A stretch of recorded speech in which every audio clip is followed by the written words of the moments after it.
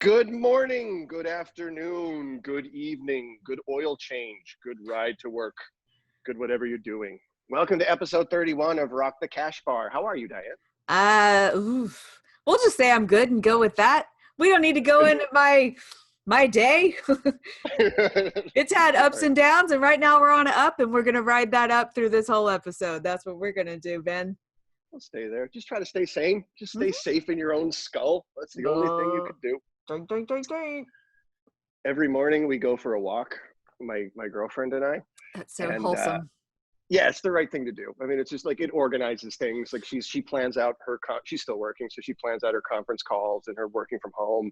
And I try to remember which episode of Star Trek: The Next Generation I passed out watching last night. So it's good.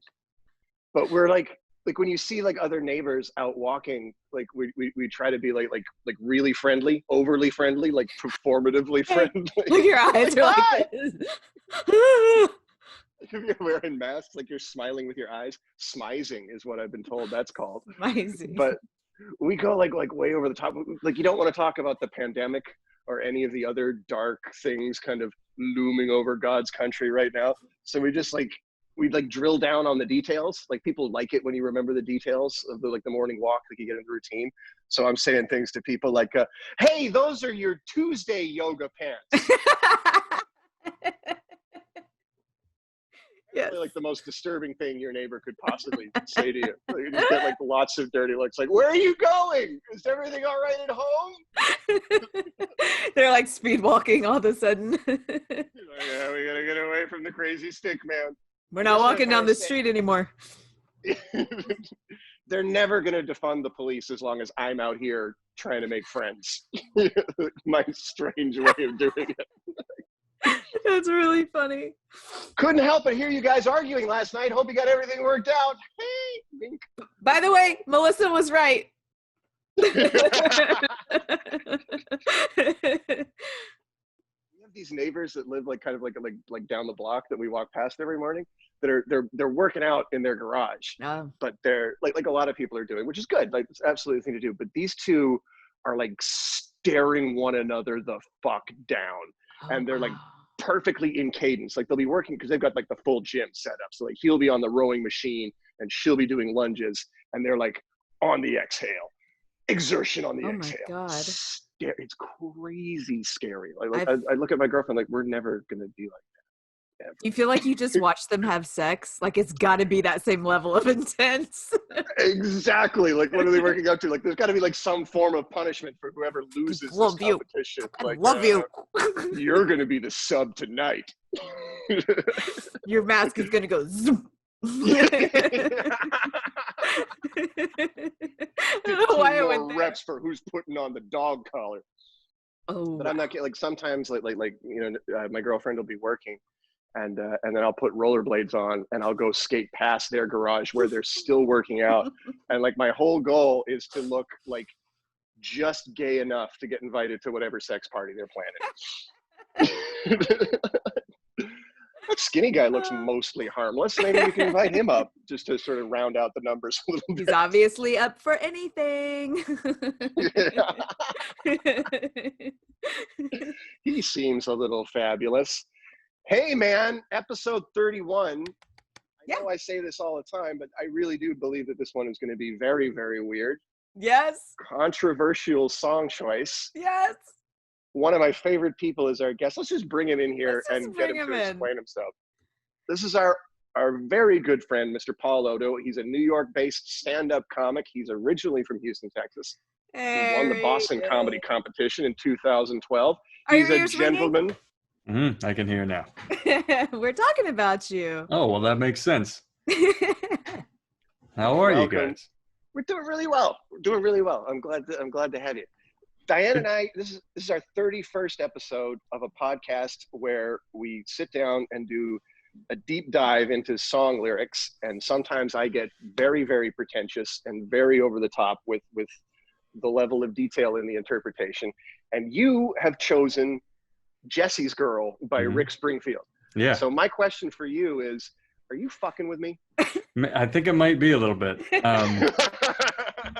because I'm a fan of the show. I listen to you guys regularly. It's Thank you. I'm a longtime listener, first time guest, and it's a no, it was a choice of mine because it kind of represents my perspective on music, because I have kind of a complicated relationship with music. I've always it's always been very frustrating for people. So I like to listen to you guys. I like to listen to, I don't know if you guys talked about this at all before or not, but like, you know, that question that you get when you're in like second or third grade, or whenever you first start hanging out with people and they're like, what kind of music do you listen to? You know, I've never in my entire life had an answer to that question. And it has frustrated every single person I've ever known.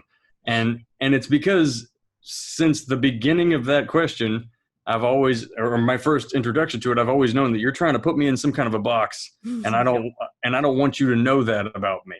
So I've always kept it to myself, so much so that I don't even have an answer for myself. So I listen to music completely for myself, extremely casually. I have no like musical ability. I see it as a complete like magic trick to me. It's like something I can't, I have a lot of like a variety of skills and talents, but music is not one of them. So I just treat it like something that is, I don't know, offensive to some people, like the way that I very casually pay attention to music. So it's cool to like listen to people who actually allow it to affect their life the way that you guys do, and speak to other people who do. That's really strange, because you're a writer and a painter and an occasional filmmaker. All the arts, but this. Yeah, it's something that I have a thing about creative output where it's like, if I don't feel like I can do it at all, I have no right to speak to it. And so that's like, I am a complete outsider when it comes to it. So specifically why I picked Jessie's Girl is because I've bartended at many places, as I know you have as well. And I always have to make a playlist. And over the years, I've made a playlist strictly based on music that nobody complains about. And it's just songs that people are like, I love this song. And I'm like, I will add that to the playlist. And so I have accrued a playlist of music that is just people's songs that they like. And that's it. And so now it's become this nice playlist, and Jessie's Girl's always on there because people always like to hear it. Yeah. And so every time it comes on, they're like, whose playlist is this? It's like, it's mine. They're like, you got great taste in music. It's like, I just observe people. I've been doing research on drunk people at bars. Yeah. All I want to do is not be asked to change the channel. That's it. That's my entire like theory of putting a playlist together. And I've actually got a pretty good one together. But Jessie's Girl is funny. I have to ask if Don't Stop Believing is number one on the playlist. It is towards the end. That's the end of the night, like encore. It's towards the end because that's when people start getting really annoying, and that's like when they're annoying each other, and it brings them back together again so that we can send them out into the night in like a nice way. But yeah, it ends up being on there. But yeah. Where are you bartending now? Because I don't have other plans, but now I'm determined to make them. I'm not anymore. Not since COVID happened. I've been done with that, and I've suddenly become a professional artist. So now I paint pictures and sell them. On Reddit. And you want to tell everybody your Reddit handle? Do they have a handle? Yeah, I guess it's just my name spelled real stupid. So it's it's Oddo spelled EAUXDDEAUX. I run from success, so that's why. Unless you're from Louisiana, then it makes perfect sense. Yeah. So that's what that is. But I just started doing this because I've been taking painting commissions during this entire COVID lockdown situation, and I work alone, and so I started streaming on Facebook and then Instagram and then on Reddit, and just thousands and thousands of people started paying attention to the streams while I was doing them, and I interact with them, and it's very much like I get the same feeling of doing stand-up or working at a bar by just chatting with people and working on what I'm working on. And it's led to more and more work. So now I'm actually making as much of a living as I was bartending doing this, which is amazing to me. Yeah. So yeah, I'm just rolling with it. That's what that is right now. Yeah, that's awesome. So you're one of the people who's actually managed to make a life out of this. Like, no, it's working out better for me this way. I'm treating it like an artist grant, this entire thing. I've just been looking at my unemployment as being like, I'm getting money. This is not going to last for long. This is money that came out of my check from working jobs I hate for years and years and years. So I'm just going to try to put it towards something good. And it's so far so good right now. Yeah. So yeah. Good. We don't want to gloss over the fact that before we jump into the song that you're a longtime friend of ours from the Houston comedy scene. Mm-hmm. You've been in New York, what, like 12 years now? 13 now, yeah. 13? Yeah. That's right. Yeah. Yeah, we all are Houstonians, at least comedically. Yeah. And, and Friendswood, which I was not from, but I live here now. Yeah. Weird. Yeah, that's right. Yeah, a little Quaker town that we're all associated with. Yeah. Yeah, I love Friendswood. It's what I imagine like some people's idea of like Pleasantville is. Yeah. You know, like it should all be in black and white or something. But it's a great place to grow up. Yeah. It's a great little town. I love it. Yeah, but sure. Yeah, so tell me why you think, specifically, Ben, why you think this song is fucking with you. Because is there just no place to go? Yeah, because the lyrics are straight up literal. Mm-hmm. Like the songwriter is saying exactly what he intends to say. Yeah. There doesn't seem to me to be any hidden meaning whatsoever. Mm-hmm. But it's still fun. It's real fun. Let's do it. I mean, here we go. Are we ready? Yeah, let's do it. Let me light up my pipe and put on my tweed jacket with my elbows and get all critical about it. Jessie is a friend. Yeah, I know he's been a good friend of mine. But lately something's changed, and it ain't hard to define. Jessie's got himself a girl, and I want to make her mine. Oh, man. Yeah. Oh, man. I always have a conversation in my head when I listen to this song, because I just did the reading up on Wikipedia and whatnot about the song, and kind of even funnier when you read about it.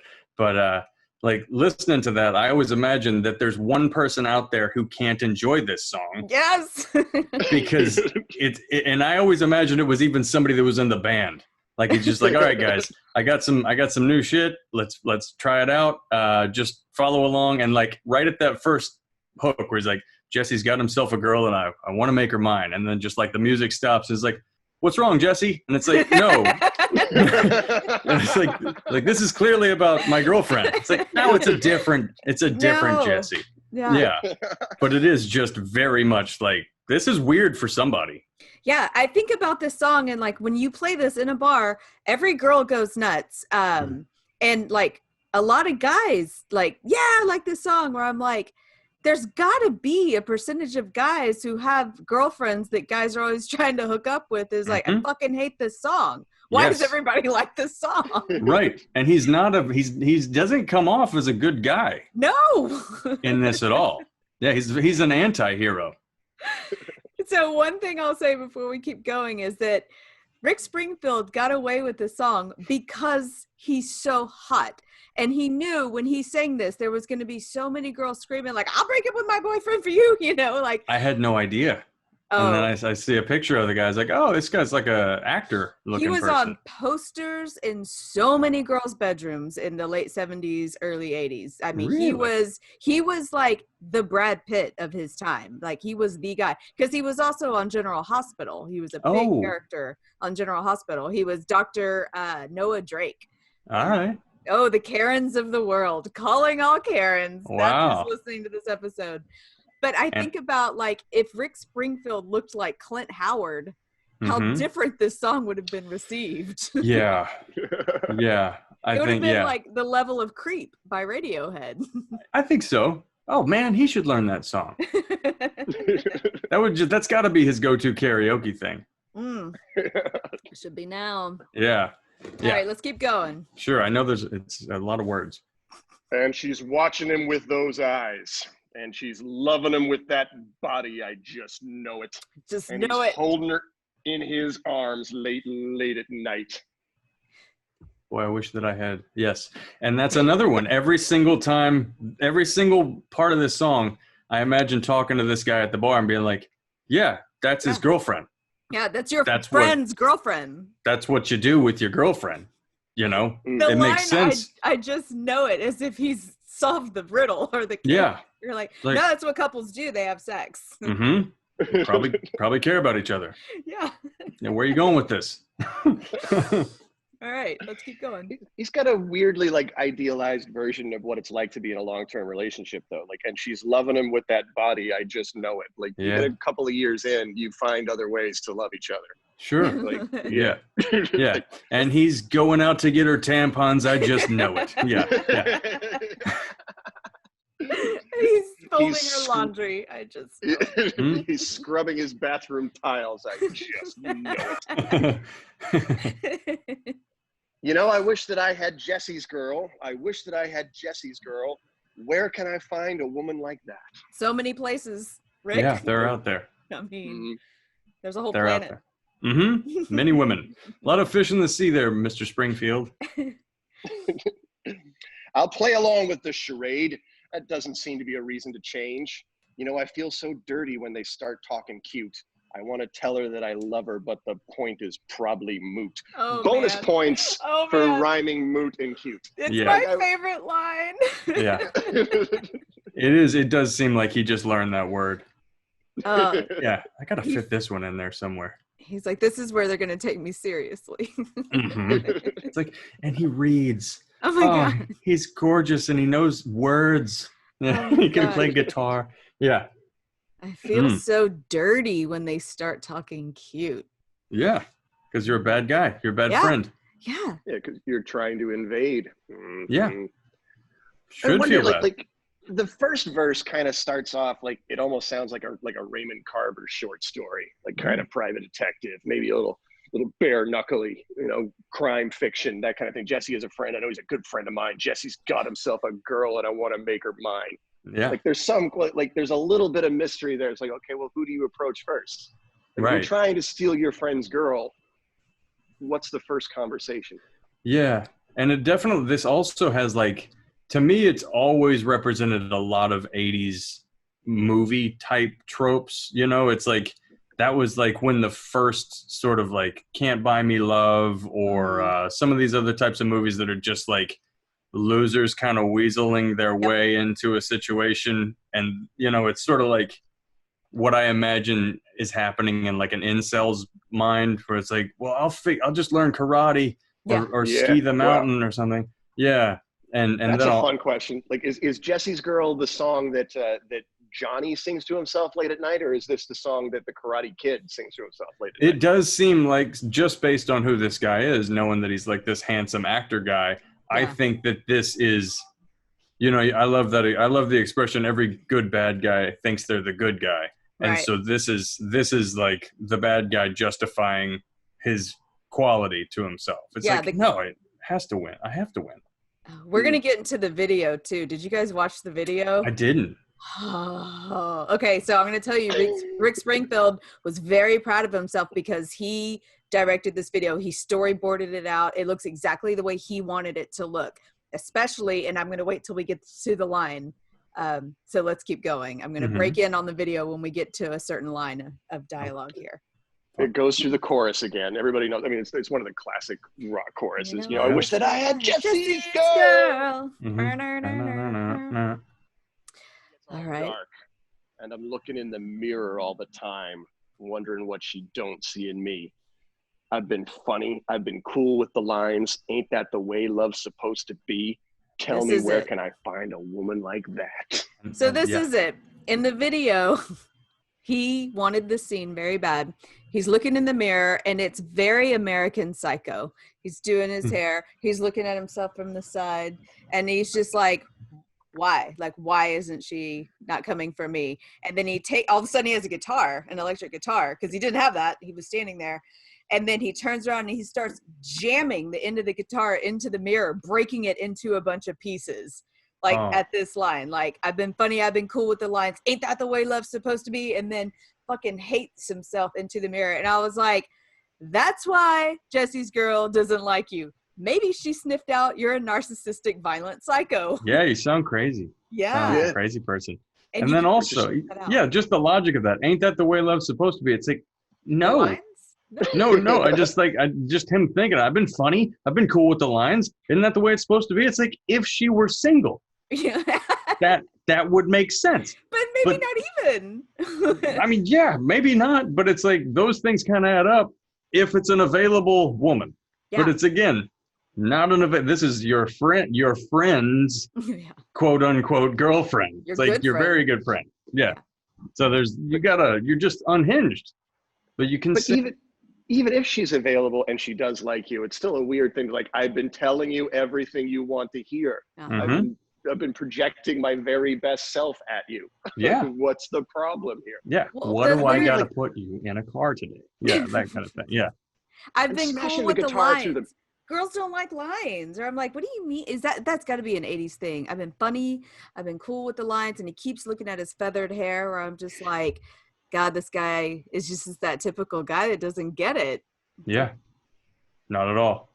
At least he's good looking. Yeah. It worked out for him. That's the problem with this guy, is it has worked for every other girl in a relationship or not. Well, that's probably why it's confusing that it doesn't work. Yeah. You know, because it's like, I never am not fucking. Why can't I not? This doesn't make sense. I'm doing the things that I always do, and then they just blow me, and now it's not working. It's like, why wouldn't it work? The math is here. I have it all written out. Funny, cool with the lines. Got my guitar in the bathroom with me. I'm getting upset. Like, an actor. I'm Australian. I'm Australian. Yeah, I changed my name from Springthorpe to Springfield. It sounds better. American. Yeah, it is. It must be the mirror's fault. That's a weird, like, smashing through the mirror with the guitar is a weird sort of like, I'm going to break down the walls. Yeah. Like, I'm smashing the man in front of me and I'm breaking into the fantasy land. I actually ruined my favorite thing, the mirror. For you, like a weird, like you're trying. I just want to remind you that Jessie is not a rock star. There's that too. Yeah, yeah. And then there was also reading up on this a little bit. It was funny that they went through a couple of different names. Like, originally it was Gary, I think it was. That was the real guy. Yeah.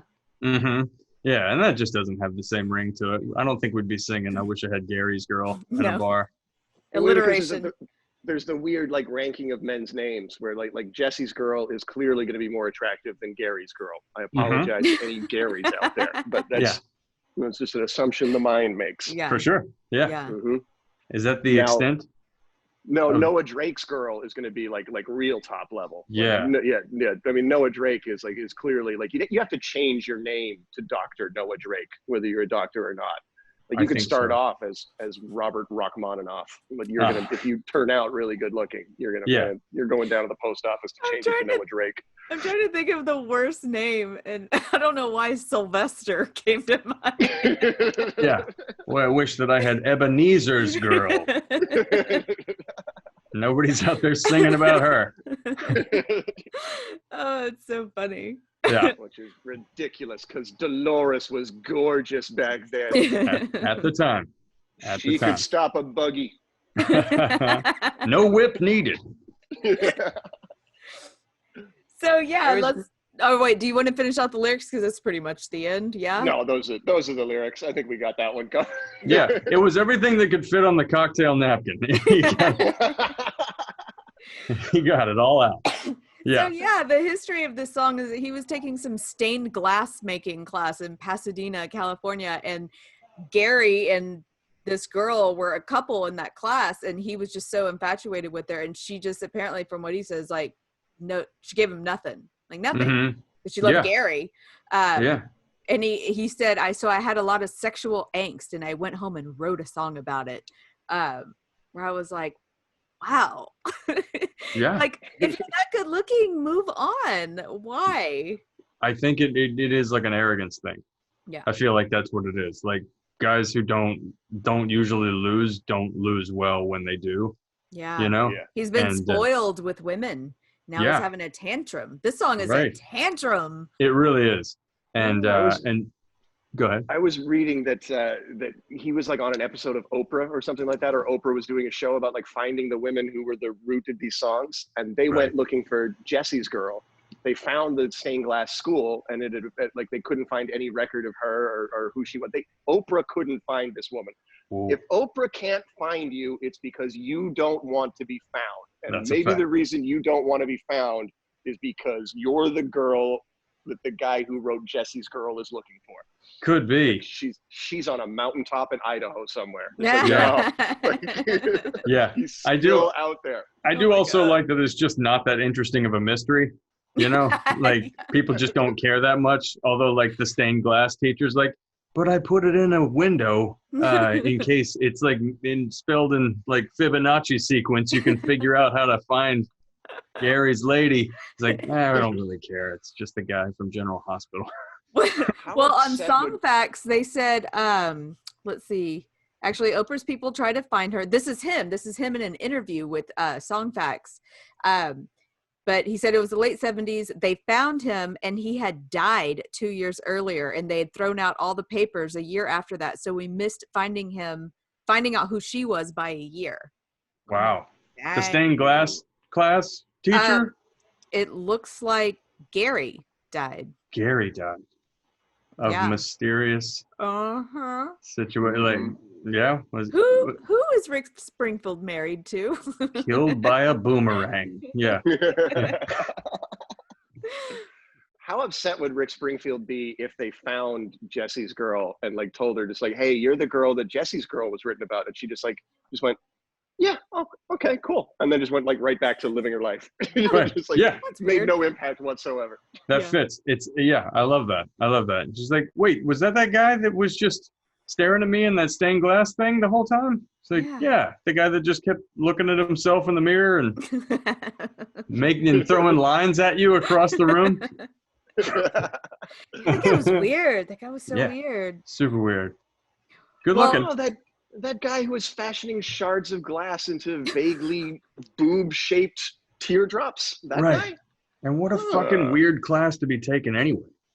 That's really true. Yeah, you're truly like looking for yourself and things in life. What was Rick going through at that time? Yeah. It was between gigs. Yeah. Oh my God, Paul. Is this why you're painting? That's where I'm at. That's where I'm at. I'm looking for my own Gary's Girl. Oh my God. Yeah. So here's an interesting fact. This is the one that I just got more excited about than this whole song. Okay. He was doing Dr. Noah Drake, which I keep wanting to say Dr. Drake Ramore. Do you know why? I get it. No, I understand. It's Friends is in our minds. Yeah. So anyway, he was on General Hospital. When his music career had stalled, his then girlfriend, actress Linda Blair, suggested he try it. Speaking of Linda Blair, when Springfield and Blair were dating, Blair was just 15 years old while Rick was 25. Weird. It came from the 70s. It did come from the 70s, and they said in Australia the age of consent was 16. She was still under, as far as his country is concerned. And they had lived together for like a year, and they still talk. She's like the only ex-girlfriend of his that they remain friends, and they still talk. She said she says she'll always like think well of him. But I was like, okay, how old was she when she did The Exorcist? And he must have been like, yeah, that's my girl. Right. That's regular deal. Wow. Yeah, that's a lot. I didn't know that at all, man. And that's such a different thing. Like, too, like when the age of consent was, or not the age of consent, but I was having a conversation with somebody about that before, because you know how it used to be 18 to drink, and then we raised it to 21 here, and just thinking about that, like how many people go and sneak into bars with fake IDs. So you have so many 18-year-old people going into bars with an ID that says they're 21, and then you got to like slide that scale back. So when the drinking age was 18, you had to have like 14 and 15-year-olds in there drinking all the time. Yeah. So kids were getting railed like left and right back in those days. And it had to have just been like it's the fuzzy area. It's like, yeah, but that's a lot, man. That's a lot. It's way over the line. Like I mean, obviously things change, people change. I don't think that changes. I mean, that was obviously wrong from the get-go. Yeah, I mean, some girl walks in with a doll or something, and they're like, and they they were living together, Dianne, when she was 15? It says, let's see, they only lived together for 1 year. And according to an interview in VH1's Behind the Music, Blair said, he's someone I'll always love. Yeah, she was 15. They lived together. He was 25. Damn. Oof. Like, you could have wait 5 years or something. Boy. Yeah, that's weird.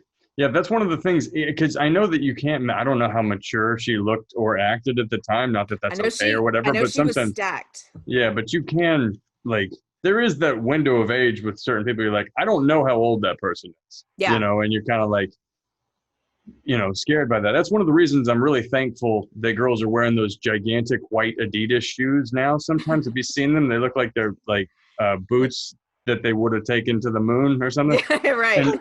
And when I see those on girls now, no matter how hot they are, I was like, good.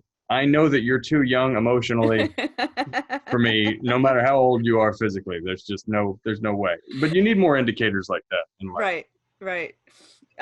Speaking of that weird age of consent thing at the, like, getting into clubs. So we talk about numbers a lot on here, and it's one of my favorite clubs. I wanted to talk to you guys about that. Go ahead. Yay. Okay. The age to get into numbers has always been 18, always. And I'm 43 and I still go when it's not COVID. And I remember when I was like in my 30s, I was like really drunk one night, and like this guy, like I wasn't even really looking, but this guy was dancing really close to me. And I was like thinking in my head, like, God, it's so weird because he might actually be like 18. It's dark in here and he doesn't realize I'm like old enough to be his mother almost. And then my friend was like, what if he has a fake ID? What if he's 50? Yeah. We can't come here anymore. That's funny. No, I was gonna say that should be you guys first live show. Like you should shoot to have a live show at Numbers at some point. I keep bugging them to be like, we talk about you all the time. Please listen to the podcast. Yeah. At some point, it'd be fun to have a live Houston show at Numbers. It would be awesome. I got to do comedy there once, and it was just like a dream come true. Like my two loves. It was after Hurricane Katrina, and they were doing a benefit show, and I was like, I've danced at this club my whole life, and now I get to do comedy here. It was wonderful. That's right.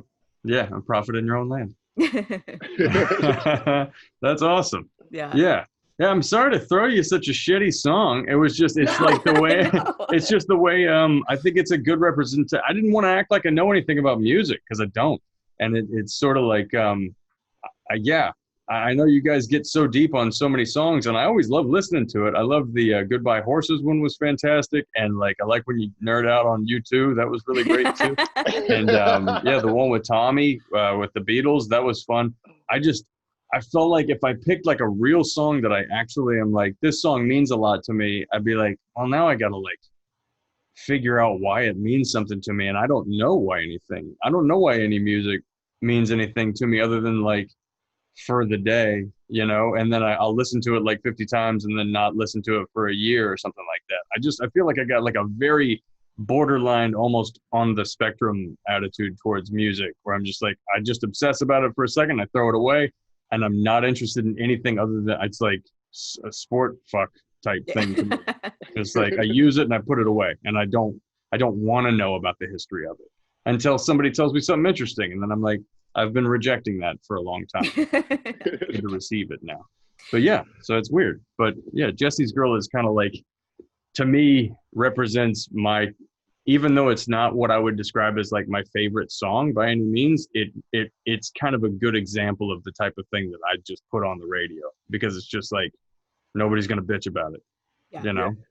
Yeah. Yeah, you were saying you put it on like your bartender playlist. Anytime somebody asks me to make a playlist for a bar I'm working at, I'm like, no, I do not want the responsibility. Like there's something I just feel so exposed. Like if I'm playing the music that I love in a room full of 30 people who aren't expecting it or asking like, what's this? I don't like it. Like, I feel like part of me's been rejected when they don't like it. So I avoid that. Anytime you need, just subscribe to mine on Spotify. Because it genuinely is like one of those songs. It's just like, these are all songs that people are excited to hear. Yeah. You know, and anytime I even have anybody being like, oh, this song, I take it off the list. Wow. Like anybody. Even just one person, huh? Yeah, one person being like, could you please change this? I'm like, I will change it and take it off the list. And I just keeps getting like honed into this thing. It's like, I mean, I'll even read you some of them if you want. It's like, do it, because I want to see if it's just all happy sing-along music. No, not at all. It's actually kind of like a weird set of, so you'll have like, goes like Midnight Rider, Johnny Be Good, Modest Mouse, Float On, Band of Horses, Great Salt Lake, Swimming Song, Ludan Wainwright, Mother and Child Reunion, Paul Simon, Living for the City, Stevie Wonder, Tiny Dancer, Elton John, Street and Fighting Man, The Rolling Stones. I got Michael McDonald, Keep Forgetting, Gimme Shelter, Rolling Stones, Summer in Siam by the Pogues, Take Me Home by John Denver, Country Roads, obviously, Wagon Wheel, Old Crow Medicine Show, Use Me, Bill Withers, Day Sleeper by REM, Nico, These Days. Like these are all, it's like Mr. Jones by Counting Crows, and it kind of just, and then Mess Around by Ray Charles, and then it goes back to Heart of Gold by Neil Young, and then you got like Walking in Memphis by Mark Cohen, and it's sort of like just weaves this line of people like, I haven't heard that in a long time, but I like that song. Yeah. And so it really is like, I've put effort into my entire tactic for this particular playlist is to be like, look around, people be like, oh, great, this. Oh, wow, I haven't heard this in a while. It's like, good. I'm just getting you to not talk to me. That's my whole, that was my entire bartending tactic. It's just like, and work in a restaurant. You're such a good conversationalist. And here's what I know about you and music, because like when I first met you, you'd explain like, you don't like concerts, you don't like going to see live shows. And I'm like, why? And you're like, it's too loud and we can't have conversations. For the most part. Yeah. And also I never feel like it sounds as good in person as it would in the recording studio, simply because you're taking the best take of a recording session, of many recording sessions. So no matter what you talk about, like the energy or the, you know, the moment and things like that, like I get all that. But as far as like just straight up quality of doing the song, you're factually incorrect to tell me that is better what I'm listening to live. It depends on the band. This sounds like someone who hasn't been to a shitload of concerts, because you start to learn which bands are that good live. And there are bands like the Rolling Stones who are just so fine-tuned. They've done it so much, they don't get it wrong anymore. Right, you know? Right. And then there's other parts about that, though, like just to kind of use the Rolling Stones as an example, like the, is it Gimme Shelter, where that woman's voice breaks and she like had a miscarriage or something as a result of that? Or one of those things that's just like that, like you almost listen to for those moments in the song that are like, that was some weird special thing that happened in the recording that I'm like, are they they can't get a lady to have a miscarriage every concert. That's irresponsible. Gotta make it real. yeah. We're method. This is something we do every time. So, but I'm again, I'm like I'm a total tourist when it comes to music, and I never pretend to not be. So that's just the one thing that I'm just like, I'm not trying to even argue. It's just, I know that it's extremely frustrating to like talk to people that they're like, this is how I identify. It's like, it's not how I identify, but I like you, you know? Yeah, but it always... If you guys listen to Paul's podcast, Scientology, which I'm just going to shamelessly insert in there, he talks a lot about these weird Paulisms that he has. There's so much more of stuff like this. If you guys want to hear more, dive in. Yeah, it's just a lot of the things that you probably shouldn't say out loud because they don't really, like, one thing contradicts the other, but it's just the way I think we all think, but I'm just thinking out loud, and I'm always amazed that people find it. I almost feel like they think it's interesting because they wouldn't expect anybody to say that out loud. Sometimes, you know, I feel like there's a lot of the stuff that I'm confused about that people are kind of ashamed to admit they're confused about. Yeah. So maybe that's the connective tissue with that. But yeah, that's what I basically... I think the fun part about your podcast and your comedy is that people aren't expecting the thoughts to be as fully explored as you're willing to go. Like you tend to sort of like break the atmosphere a couple of times. You know what I mean? It's like, okay, well, this is as far as he's going to go, and then all of a sudden it's like, oh no, he went so much further. Yeah, I can see that, because I'm trying to see how like all the points connect in a way.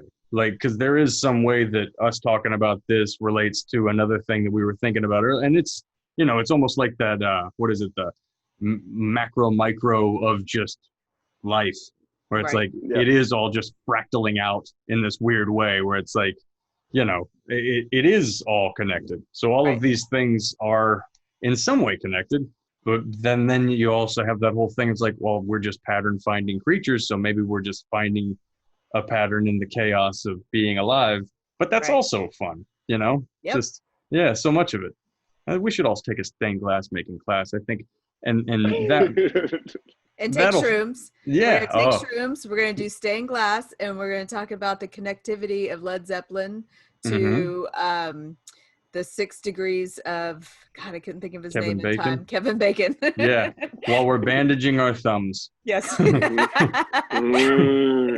think Jessie's girl clearly grew up to be Stacy's mom. Oh. But beyond that, I think that Rick Springfield's son obviously became very good friends with Stacy, because this kind of unhealthy lust has got to be either hereditary or learned. It's not a pattern, it's just a vein that's going through. That makes total sense to me. Dark desire from father to son. Yeah. What you can't have. Right. But it also has like that spoiled undercurrent going, where it's just like, I deserve this. Yeah. I deserve. Yeah. The rules are made to be broken for me. Yes. That speaks to almost every generation, I think. You think there's a Rick Springfield in every generation? I think there's a Rick Springfield archetype in all of us, and I think that that's a part. That's like in the what do you call it? Sort of the Jungian type. It's like we all have that kind of like arrogant, like, but I'm the exception to the rule. Like I can go over 55 miles an hour, but you guys shouldn't really, because you can't do it as well as I can. Or it's like, she can cheat on me, or she can cheat with me, and that won't mean that she cheats on me. It's like, I'm sort of like, I'm the exception to the rule. And I feel like that's the Jessie's girl, like, thesis of that. It's like, it's these things. It's like, I'm funny, I'm cool. I do all the right things. This is supposed to be able to like untangle their knot and just make it mine. Yeah. Like I just take things. I take what I want. And they'll be fine. He'll find another girl. He found her. He'll find another one. Exactly. It's like but I want this. So it should be, And you can go all the way down to like a dark road with that and be like, this is kind of how murderers justify things too. It's like, but I wanted your things and you wouldn't give them to me, so I had to kill you. I always think about that, like riding the subway. I have? Yeah, exactly. Like I ride the subway here in New York. Well, I haven't in a little while, but I thought I did like 2 weeks ago, and things are getting back to normal. There was a guy cutting his fingernails on the train, on the subway. Yeah. There's always one, and it always blows my mind in such a way that I'm like, how are you not in jail? Yeah. Because if this isn't weird to you, you know what I mean? It's the same kind of thing to me. It's like, you think that nothing, it's like, I have to do this. It doesn't matter how it affects other people. Yeah. In the same sense, to be like, well, you have money, I don't have any, I'll just kill you and take your money. Yeah. It's a very mind your business thing. That doesn't resonate with a lot of people. They're like, but all of it's my business. This is my world. Oh. That's my girl. She's your girl. Now she's my girl. I'm funny. I'm cool with the lines. Yeah. Yeah. I didn't take this class for nothing. I'm getting something out of it. I wonder if he grew up. I wonder if Rick Springfield hears the song now and is like horribly embarrassed at his actions. I think I read a couple of things that made me think that like he still really appreciates the song because it's the song that made him Rick Springfield. Like it's the reason we know his name. So he's still got a lot of respect for it, or at least some accountability for it. He was in a movie with Meryl Streep. He was in the movie where she played a rock star. What was it called? Ricky and the Flash. Really? And and apparently in every interview that I read with Rick Springfield about this, he dropped his line where he said, so I was auditioning with Meryl Streep and I was just going to play guitar and she was going to sing. And so I just got up to the microphone and I just said, I just want to let everybody know that I'm about to jam with Meryl Streep. Okay, so he is that guy who we think he is. Good to know. Yeah. It's exactly who we thought. Yeah. Alrighty, Rick. That's why Gary's lady stayed with Gary. Because she could sense it from across the room. That's what I'm saying. Gary's girl sniffed you out right away and was like, nah, dude. And that's the thing. You got to give it up for women for like your intuition about like not being so ruled by the superficial things that we are, you know? Because like we it's always like leading with the physical attraction and then the other catches up to you kind of. And you guys obviously are like, you know, physically attracted to guys, but that doesn't blind you so much. Yeah, I think you're right. Some girls, there's a lot of dipshits out there that marry those guys, you know. For sure. Any girl with a slight IQ is just like, it's a vibe we get. We're just like, Yeah, it's the same type of thing to be like, well, it's the female intuition, even though we're all supposed to act like there is no difference between men and women and all this shit is like, you know, some social construct. It's not, because the same type of things that you sense about a guy, like not opening the car door for you or like looking at another woman when you wish that he wouldn't, that extrapolates out into the idea of like, well, if I have a baby with this guy, is he going to be there for me, you know, when I need him to be, when I'm vulnerable, when I need the help or anything like that? You know, it's like, or when I'm in a desperate situation, like you can kind of like project the, you know, the realistic reasons to judge people, like the useful reasons to judge people.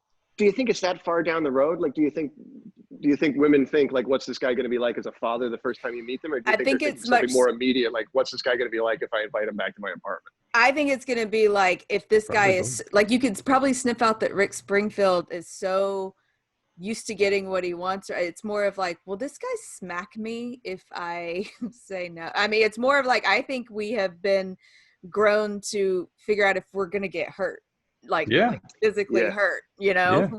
And I think it's probably both, to answer what you were saying, Ben. I think it's probably both. I mean, it's just like it or not, women are like physically less strong than we are. And so that's why they, you know, they have to be smarter than us because their weapon has to be like tilted in that way. So that's why they can manipulate us in the way that they can. And it shouldn't be surprising that they can. Right. It's the way we've evolved, you know. They got to be able to kind of play us a little bit. Otherwise, it's just not a fair, right. You know, the spectrum is like out of balance in that way.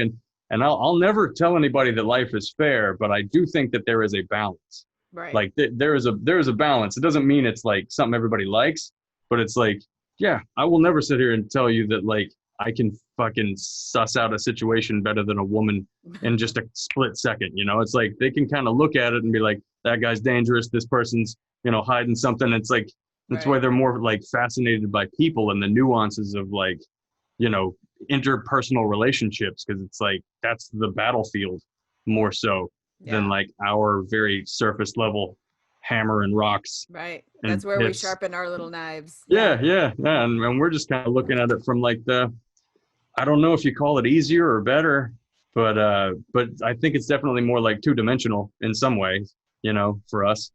And, you know, for the most part, I think, obviously speaking in generalities, but yeah. So Jesse's a piece of shit. Ultimately. It's kind of Jessie was a very good guy. Rick Springfield was a very troublesome fellow. All right, that's just my inner Rick talking. All right, that's awesome. So I specifically picked this "Dressed Up Like a Douche" misheard song lyric because of you, Paul. So I get so like what? Anytime I find out any kind of band that you ever have liked, like I knew that you liked Paul Simon. You went to a concert with us one time, and then did Corbin I go see Paul Simon? You did. We went to the Woodlands Pavilion. Really? Years ago. I have no memory of that, and I'm sorry. Yeah, we sat on the hill. It was you and Shelly and me and Corbin. That was Damn. Sorry. Please keep talking. I mean, you didn't like sing along or anything, but you were there. Yeah, I'm sure I was stewing about something for no reason. Corbin had told a pocket me, full of mushrooms. Yeah, exactly. Maybe. Corbin had told me one time, just like offhandedly, that in high school you liked the Prodigy. at least at one point. Maybe you had their album and you played it in your truck once, but he. Oh yeah, I think I like that Firestarter song. Yeah, so our Dressed Up Like a Douche comes from Sara Lynne. That's the name she puts on Facebook, and I guess maybe that's the name she wants to know. But she actually works with Corbin. She works at their job. Okay. So her misheard song lyric was from Prodigy. Instead of "smack my bitch up," she thought he was yelling "snap my picture." Yeah. Yeah, she's maybe not so intuitive with men. She's one of those examples of being like, I kind of like his hair, the way he dealt. I liked how he dealt with the male pattern baldness and just did like a two-sided mohawk thing. This guy won't burn my house down and slap me in the face. No way! Is that violence? Yeah. I said it in the song. I would hit you. Yeah. Change my pitch up. Smack my bitch up. Like, I thought you were just going to take my pictures. You just knocked my tooth out. Take a picture now. That's crazy. When that song came out, there was some pushback on it. Like, you can't say "smack my bitch up." That's not. And whoever the lead singer for the Prodigy is said, no, it's a English phrase. "Smack my bitch up" means get me excited. It means make me like, okay. I didn't buy it at the time. Nobody bought it at the time. It was like the thinnest excuse. Yeah. Well, they've gotten away with so much shit that, like, no, we're talking about cigarettes. We're not talking about gay people. No, relax. It's not like that for us. Like, oh yeah, what does it mean to smack a bitch? It's like it's a type of fried fish. With fries. That's what we call it. Fries. Yeah. In the new, I'm sorry for getting all weird, but in the new Chuck Klosterman book, it's called Raised in Captivity. It's a bunch of like tiny, very, very, very short stories. Mm-hmm. But there's one about a band manager who has to call the band that he's managing together to let them know that the song that they've recorded is now like the 6th highest downloaded song in America because of this, like, and they were like an underground band. So because of some like groundswell of support, they're going to be at the top of the charts. They're going to have to plan a big tour. However, the big caveat is it seems like, for reasons no one can explain, they've become very popular amongst hardcore racists. like somehow, without knowing it, they've managed to sound a racist dog whistle really, really good and loud. Wow. So, like, what to do? Like, no, nobody intended it. That's not what. No, like the lyrics aren't explicit, or no. Nothing. But it's just this bizarre band meeting where everybody's got to go, how the fuck did this happen? It's like, well, I think Trump's looking for some music. He just kind of ran a parallel with us in the same way. But yeah, that's interesting. Somebody gave me one of Chuck Klosterman's books. What's the Cocoa Puff? What's the book? You know it. Oh, I can't remember the one that he's. But yeah, it is something. It's like it's not Eating the Dinosaur, but it's like it's something. The one he's known for. It's all about like really getting heady about music. And somebody gave me that book, and I was like, you don't understand me at all.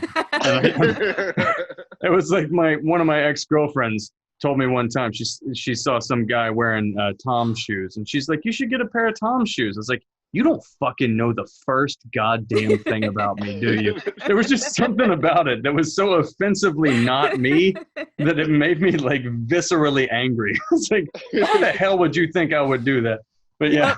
I remember you telling that story, and I was like, oh, that's so funny, where you're just like, are you trying to change who I am? Yeah. Is this a way that you're trying to fucking gaslight my own personality? Like, of course you can't run full speed.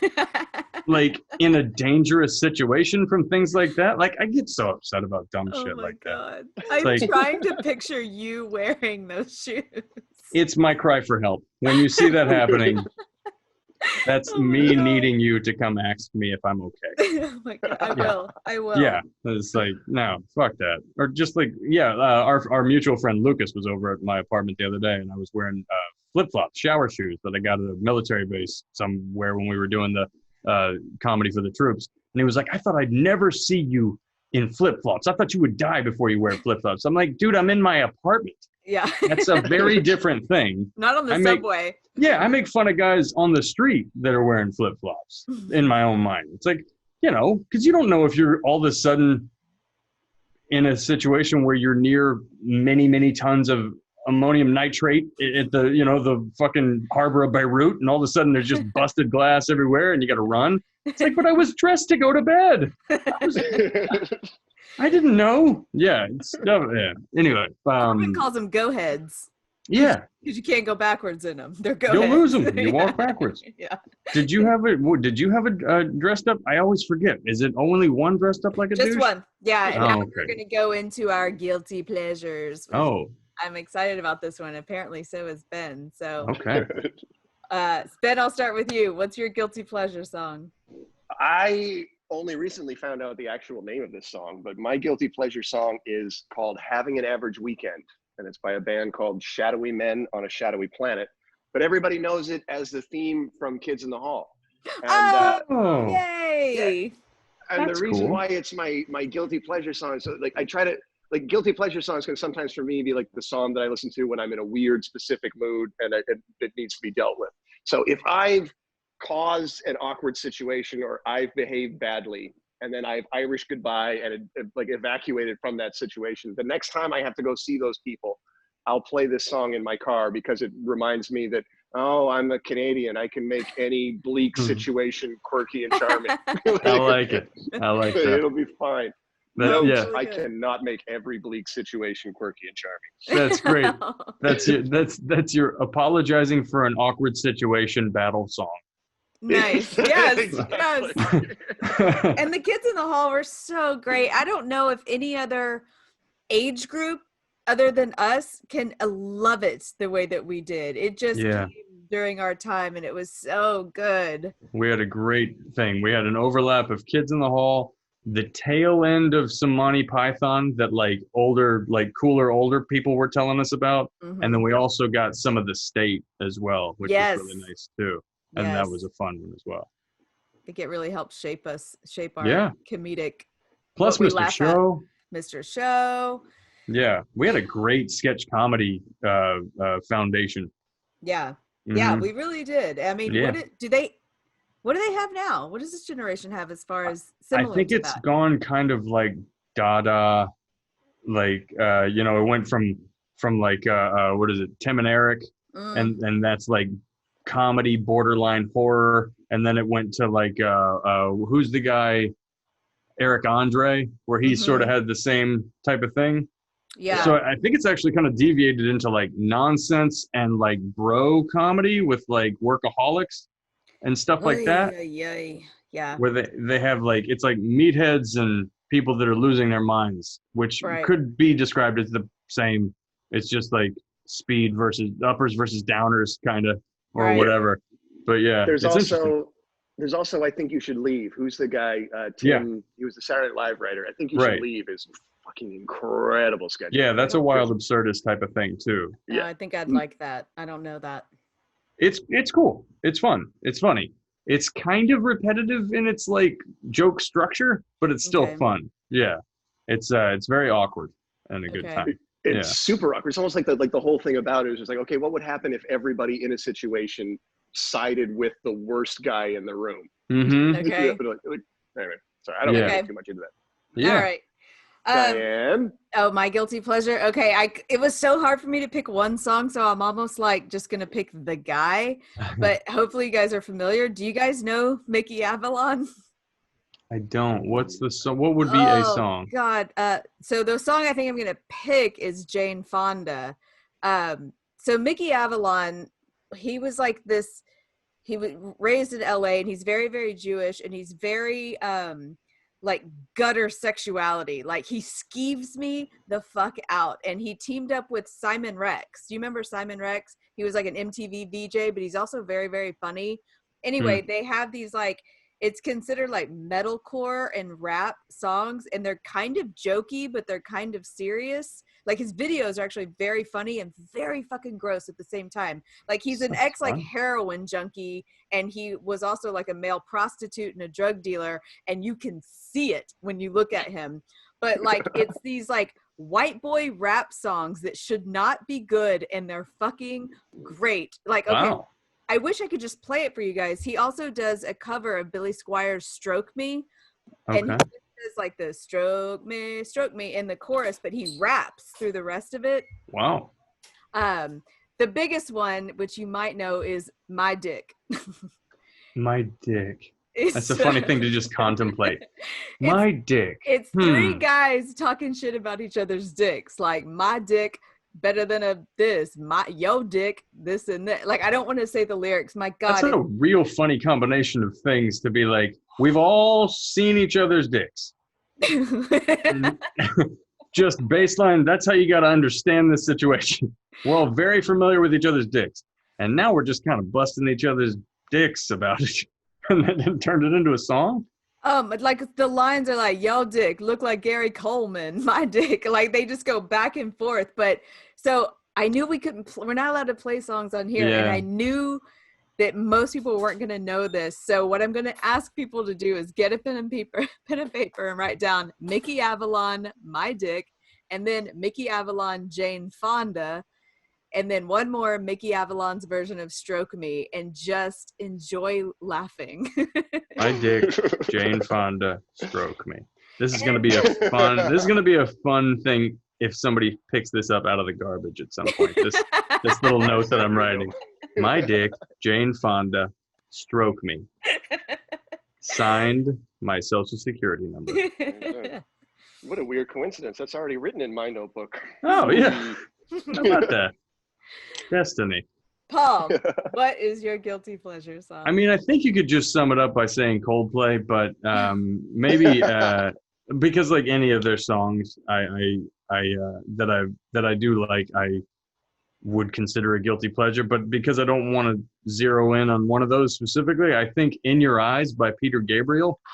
Why is it guilty? Yes. It's just one of those songs that I listen to that if someone were to, and I'm going by the definition that you guys had of it, which is a guilty pleasure would be a song that you turn up and while also raising up your windows. Right. Mm-hmm. You know, so it's like you roll up the windows of your car and also turn up your radio station. So that would be the one, because I like to listen to it really loudly, but I'm also just like, that's a real like, you know, walking around in public in flip-flops moment when somebody sees you just like playing Peter Gabriel in Your Eyes real loud and you just catch you, you know, off guard. Yeah. It's a vulnerable moment, I guess, would be that word. Yeah, because I've always thought Peter Gabriel was really strangely like interesting in the songs that he amazing. Played. Yeah. Amazing. I love Peter Gabriel.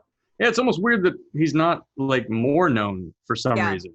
I don't know what it's like. It's not like he's struggling or anything, but he's like, he's somebody that people don't really think of a lot. Yeah. I mean, and they all came from Genesis, and I think people are going to think about Phil Collins before Peter Gabriel, but Peter Gabriel, to me, like I would listen to him before I would listen to Phil Collins, gun to my head, if I had to choose. Mm-hmm. Yeah, for sure. Didn't he do the Salisbury Road? Yeah, Hill. Is that what it is? Is it Salisbury Road? Is it Hill or Road? God, now I'm acting like I know everything and I can't think of the song. It's Salisbury Hill, Red Rain, Sledgehammer, of course, Carpet Crawlers. Yeah. Salisbury Hill is the quintessential like trailer to a movie that's going to be a happy movie song. Right. And there's a great YouTube video that somebody recut The Shining to like a preview of the movie The Shining with I've seen that. Salisbury Hill, and it's great. It's so funny. It just it changes the entire dynamic of it, and they make it look like a happy feel-good movie, and it's wonderful. Insane. You got to look it up if you haven't seen it. It's one of my favorite things to show people, just how much a song can change the whole tone, and also the power of editing. It obviously doesn't show the fucking dead lady coming out of the bathtub, but yeah, I think they even just changed it to Shining rather than The Shining. Yeah, it's great. But yeah, Peter Gabriel, I think that would be mine. Yeah, right. In Your Eyes. Well, you know, Peter Gabriel, that's how you woo a woman. Rick Springfield, that's how you woo a woman. You hold up the boombox and you play In Your Eyes at her bedroom. Was that the song he was saying? He was holding up? Yeah. How about that? It's the Say Anything song, man. Boy, I should pay more attention to music. You guys are really helping me though. Genuinely, like every episode that you guys have had, I listen to, and I always am like, I should listen to that song again. Yeah. Like it is. You guys are actually changing hearts and minds All Like, right. yeah, literally one episode at a time. Every time I hear you guys talk about a song, I'm like, I gotta listen to that again, and then it gets me down a rabbit hole, and I listen to I subscribe to your Spotify playlist, and the Goodbye Horses episode was fantastic. That was one that I was like, man, I never even realized how interesting that song was. Right? Yeah, Great it's cool. story. And honestly, I got to tell you, like, just to defend my position on being sort of like agnostic towards music, it's fun because it's like a whole new day every day. Like, I don't have any entrenched opinions about anything, so I feel like I come to it like brand new all the time. So for what that's worth, all right, that's kind of my take on it. Well, I hear that from my mom and my father-in-law all the time too. They're like, I'm learning so much. Yeah. Yeah, it's really fun. It's really, really fun. Oh, and the one with Sara was great too. Boy, that was a fun episode. Sara is great. Yeah, she's always fun. I laugh so hard at her Anne Frank editor. That I text her. It's like, that needs to be something. You're writing that as a bit, right? You gotta have some with that. Anne Frank's diary must have been a mess when they found it. Such a hilarious idea. It's got some boy's name in here over and over again. Yep. Oh, Yuval. God. Who's Yuval? Like, God. Oh, this is great. All Man, right. Thank you guys for having me. Thank you. Is there anything you want to promote besides, you talked about doing a crossover with Scientology episode. Yeah. I'll put this out on my show, after it's been out for a week or so on y'all's, and then I'll put it on mine. And if you want to listen to my podcast and hear me talk to myself for about 45 minutes every week, Scientology is where you can do that. And it is, that's that. And then also, I guess anything I'm doing right now, I'm just promoting on my Instagram, which is either my name or my name plus the word art. So I got two. So that's what I'm doing. Awesome. Yeah. But thanks for having me, man. It was really fun for both really great chatting with both of you. This was awesome. Thank you very much for doing it. I had a good time. Yeah. Hold on, stick around so you'll want to hear this. Next week we'll be joined by our friend and comedian Chris Fairbanks. Hey, Chris. You may know him from his successful podcast, Do You Need a Ride with Karen Kilgariff, or from his latest comedy special, Rescue Cactus. Super funny guy, and he will be joining us to cover one of these 3 songs from In Excess. Patreon members will be voting from Never Tear Us Apart, Don't Change, and Devil Inside, which I'm super happy about because I love In Excess and I love all 3 of these songs, so I don't even care what they pick. And if I could just weigh in on that, I suggest people pick Devil Inside just to hear Chris go dark. Ooh, yeah. Because Chris Fairbanks talking about the devil is one of my favorite things to get drunk and do. Oh, it's gonna be great. He told me, he's like, I do not care what they pick.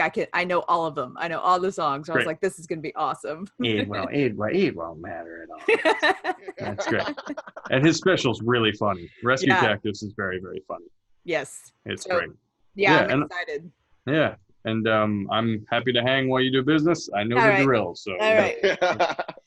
All right. Special thank you to Chuck Savage and Eddie Hawkins for our amazing intro music, and to Sara Wessling for the Guilty Pleasures vocals. If you would like to support the podcast, you can join our Patreon for $5 a month at patreon.com/rockthecashbar. With that $5, you will get some cool swag. And I keep forgetting to say this. You get early access to every episode. I never mentioned that, but as soon as we finish with an episode, I put it on Patreon so they can get it right away. They don't have to wait till Thursday. And then, obviously, they get to vote on every other week's song, and then get some cool swag like koozies and stuff. So, also, we have a Spotify playlist, who Paul listens to. Yay, we have a listener. We put all the songs that we cover, plus our Guilty Pleasure songs, which makes it super fun. You can find it on the direct link to it on our website, rockthecashbarpodcast.com, or you can just search it in Spotify. Thank you, everyone, for tuning in, and we will see you next Thursday. Thank you, Paul. Thanks for having me, guys. Paul. A pleasure. Do you want to say Vogue with us? Yes. 1, 2, 3. Vogue. Vogue. Fuck.